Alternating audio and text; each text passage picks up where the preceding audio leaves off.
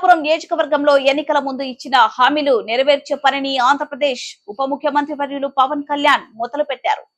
ఉప్పాడ తీర ప్రాంత గ్రామాలను సముద్రపు కోత నుంచి కాపాడే క్రమంలో కార్యాచరణకు దిగారు. బుధవారం ఉప్పాడ తీరంతో సముద్రపు కోతకు గురైన ప్రాంతాన్ని సందర్శించారు. అక్కడ మరి టైం బోర్డు, కేంద్ర ఖగోళ శాస్త్ర మంత్రిత్వ శాఖ అధికారులు, రెవెన్యూ అధికారులతో చర్చించారు.